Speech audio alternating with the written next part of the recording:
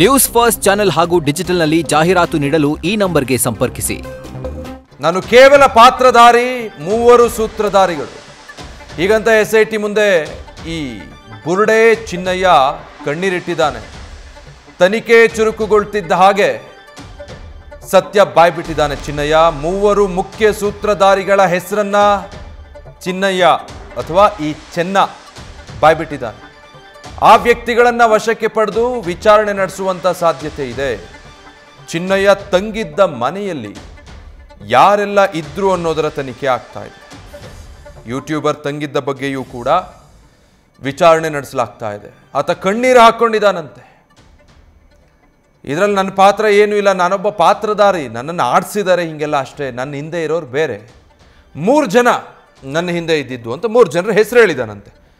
ಆ 3 ಜನ ಯಾರು ಅಂತ ಈಗ ರಾಜ್ಯದಲ್ಲಿ ಯಾರನ್ನು ಕೇಳಿದ್ರು ಬೇಕಾದರೆ ಗೆಸ್ ಮಾಡಿಬಿಡ್ತಾರೆ. ಬಟ್ ಅದು ಅಧಿಕೃತವಾಗಿ ಬರಲಿ, SIT ತನಿಖೆಗೆ ಕರೀಲಿ ಅವ್ರ 3 ಜನನ್ನು, ಗೊತ್ತಾಗುತ್ತೆ ಆಗ ಯಾರು ಆ 3 ಜನ ಅಂತ. ಇದರಲ್ಲಿ ಆ ಯೂಟ್ಯೂಬರ್ ಕೂಡ ಇದ್ದಾನೆ ಅಂತ ಹೇಳಲಾಗ್ತಾ ಇದೆ 3 ಜನರ ಪೈಕಿ.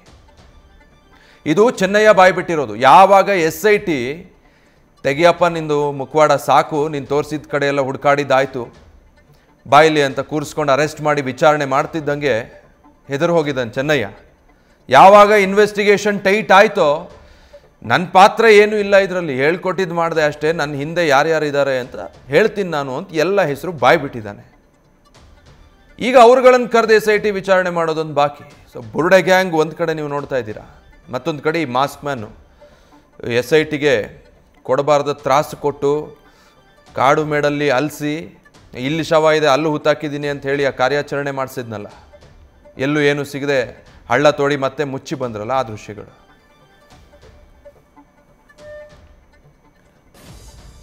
ಡೀಟೇಲ್ಸ್ ಕೊಡ್ತಾರೆ ನಮ್ಮ ಪ್ರತಿನಿಧಿ ಪರೀಕ್ಷಿತ್, ಲೈವ್ನಲ್ಲಿ ಜಾಯ್ನ್ ಆಗ್ತಾ ಇದ್ದಾರೆ. ಪರೀಕ್ಷಿತ್, ಈಗ SIT ಇನ್ವೆಸ್ಟಿಗೇಷನ್ ನಡೀತಾ ಇದೆ, ಈ ಮಾಸ್ಕ್ ಮ್ಯಾನ್ನ ವಿಚಾರಣೆ ಮಾಡ್ತಿದ್ದಾರೆ.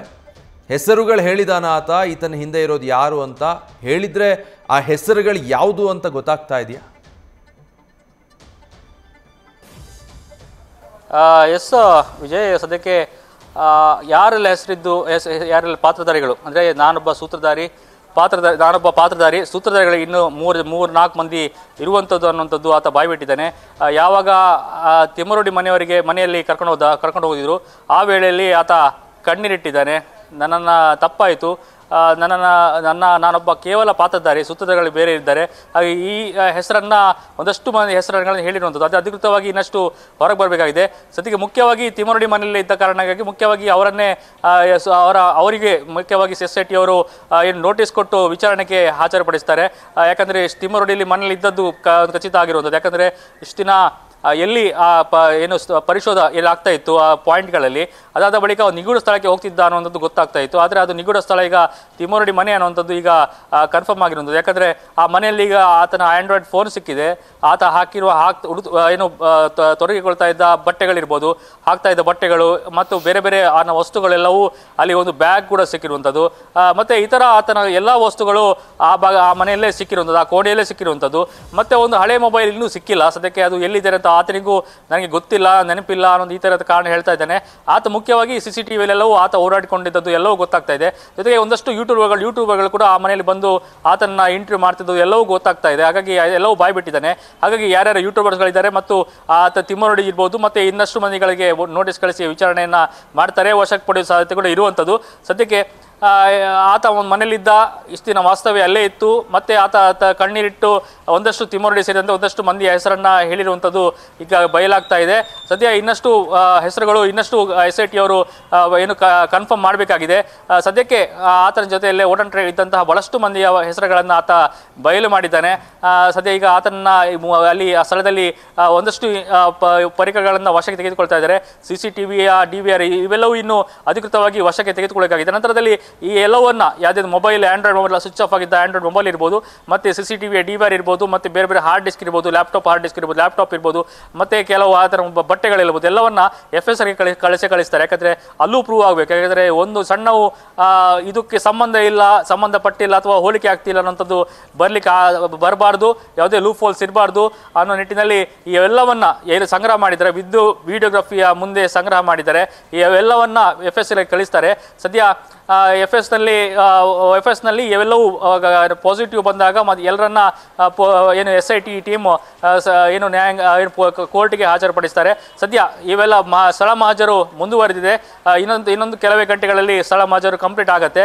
ಸದ್ಯ ಎಲ್ಲವೂ ಬಾಯಿ ಬಿಡ್ತಾ ಇದ್ದಾನೆ, ಎಲ್ಲವನ್ನ ತೋರಿಸ್ತಾ ಇದ್ದಾನೆ. ಇಲ್ಲಿದ್ದೆ, ಇಲ್ಲಿ ಓಡಾಡ್ತಿದ್ದೆ, ಇಲ್ಲಿ ಮಲಗಿದ್ದೆ, ಇದನ್ನು ಹಾಕೊಳ್ತಾ ಇದ್ದೆ, ಈ ಬಟ್ಟೆನ ಹಾಕೊಳ್ತಾ ಇದ್ದೆ, ಹೋಗಿ ಬಂದ ಮೇಲೆ ಎಲ್ಲೆಲ್ಲಿ ಹೋಗ್ತಾ ಇದ್ದೆ, ನಂತರದಲ್ಲಿ ಹೋಗಿ ಬಂದ ಮೇಲೆ ಇಲ್ಲಿ ವಾಸ ಹುಡ್ತಾ ಇದೆ, ಯಾರೆಲ್ಲ ಮೀಟ್ ಆಗ್ಲಿಕ್ಕೆ ಬಂದಿದ್ರು, ಯಾರ ಜೊತೆ ನಾನು ಸಂಭಾಷಣೆ ಮಾಡ್ತಾ ಇದ್ದೆ, ಯಾರೆಲ್ಲ ಏನೇನು ಪ್ರಶ್ನೆ ಕೇಳ್ತಾ ಇದ್ರು, ಯಾರೆಲ್ಲ ನಾನು ಇಂಟರ್ವ್ಯೂ ಮಾಡ್ತಾ ಇದ್ರು, ಮನೆಗೆ ಯಾರೆಲ್ಲ ಇದ್ರು, ಏನೇನು ಊಟ ಮಾಡ್ತಿದ್ದೆ, ಏನೇನು ಎಲ್ಲವನ್ನ A to Z ದಿನಚರಿಗಳನ್ನು ಆತ ಹೇಳಿದ್ದಾನೆ SIT ತನಿಖಾಧಿಕಾರಿ ಮುಂದೆ. ದಯಾಮ ಕೂಡ ಅಲ್ಲೇ ಇರುವಂಥದ್ದು, SP ಗಳಿದ್ದಾರೆ, DYSPಗಳಿದ್ದಾರೆ, ಇನ್ಸ್ಪೆಕ್ಟರ್ಗಳಿದ್ದಾರೆ. ಒಟ್ಟು ಪೊಲೀಸರ ಬಿಗಿ ಭದ್ರತೆಯಲ್ಲಿ ಈಗ ಏನು ಚಿನ್ನಯ್ಯ ಸಂಪೂರ್ಣವಾಗಿ ಬಾಯ್ಬಿಟ್ಟಿದ್ದಾನೆ, ಕಣ್ಣೀರಿಟ್ಟಿದ್ದಾನೆ. ಮುಖ್ಯವಾಗಿ ಮೊದಲಾಗಿ ಯಾವಾಗ ಆತ ತಲೆಬುರುಡೆಯ ರಹಸ್ಯ ಬುರುಡೆ ಅನ್ನೋದು ಗೊತ್ತಾಯಿತು ಆಗಲೂ ಕಣ್ಣೀರಿಟ್ಟಿದ್ದ. ಈಗ ಮತ್ತೆ ಆ ಕೋಣೆಯಲ್ಲಿ ಏನು ಸ್ಥಳ ಮಹಾರಾಜರಾಗ್ತಾ ಇತ್ತು ಅಲ್ಲೂ ಕೂಡ ಕಣ್ಣೀರಿಟ್ಟಿದ್ದಾನೆ. ನನ್ನ ಬೇರೆ ಎಲ್ಲ ದಾರಿಗಳು ಕ್ಲೋಸ್ ಆಗಿದೆ, ಯಾವ ದಾರಿಗಳು ಇಲ್ಲ, ಎಸ್ಕೇಪ್ ಆಗ್ಲಿಕ್ಕೆ ಯಾವ ದಾರಿಗಳು ಇಲ್ಲ, ಮತ್ತೆ ಯಾವ ಕಾರಣ ಇರ್ಬೋದು, ಬುರುಡೆ ಬಿಡುವಂಥದ್ದು ಯಾವುದೂ ಆಗ್ತಾ ಇಲ್ಲ. ಯಾಕಂದ್ರೆ ಸದ್ಯಕ್ಕೆ ಎಲ್ಲವೂ ಸುಳ್ಳು ಅನ್ನೋದು ಗೊತ್ತಾಗಿದೆ. ಮತ್ತೆ ಅಲ್ಲಿ ಇದ್ದದ್ದು ಎಲ್ಲವೂ ಖಚಿತ ಆಗಿರುವಂಥದ್ದು, ಇನ್ನೂ ಯಾವ ದಾರಿನೂ ಇಲ್ಲ.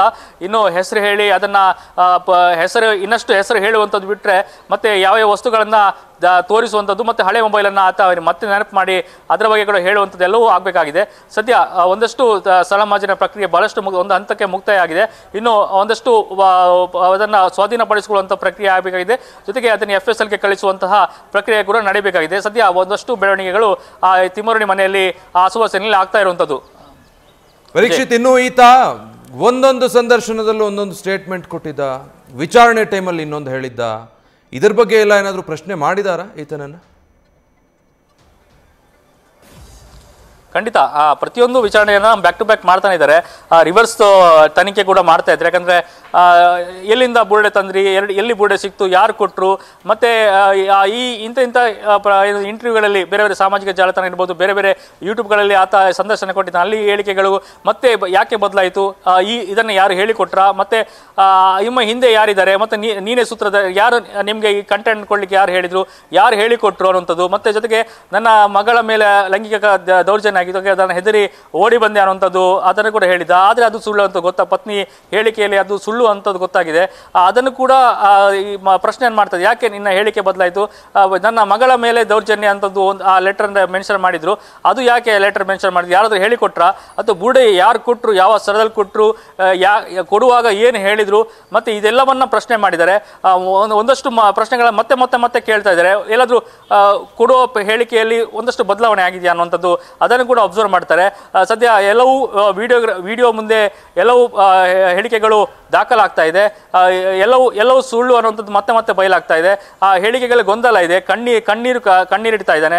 ಸದ್ಯಕ್ಕೆ ಎಲ್ಲವನ್ನ ಹೇಳ್ತಾ ಇದ್ದಾನೆ. ಪಶ್ಚಾತ್ತಾಪ ಅನ್ನುವಂಥದ್ದು ಕೂಡ ಸುಳ್ಳು ಅಂತ ಗೊತ್ತಾಗಿದೆ. ಯಾಕಂದ್ರೆ ತನಗೆ ಕನಸಲ್ಲಿ ಎಲ್ಲವೂ ಕಣ್ಣೆ ಬರ್ತಾ ಇತ್ತು, ಪಶ್ಚಾತ್ತಾಪ ಆಗ್ತಾ ಇತ್ತು ಅನ್ನುವಂಥದ್ದು ಅದೆಲ್ಲವೂ ಸುಳ್ಳು. ಪಶ್ಚಾತ್ತಾಪ ಅನ್ನುವಂಥದ್ದೇ ಒಂದು ನೆಪ ಅನ್ನುವಂಥದ್ದು ಗೊತ್ತಾಗ್ತಾ ಇದೆ. ಮುಖ್ಯವಾಗಿ ಎಲ್ಲರ ಹೆಸರನ್ನ ಮತ್ತೆ ಕೇಳಿ ಮತ್ತೆ ದಾಖಲೀಕರಣ ಆಗುವಂಥದ್ದು ಆಗ್ತಾ ಇದೆ. ವಿಜಯ್, ನ್ಯೂಸ್ ಫಸ್ಟ್ ನಿರ್ಭೀತಿಯಿಂದ ನಿಮ್ಮ ಪರವಾಗಿ.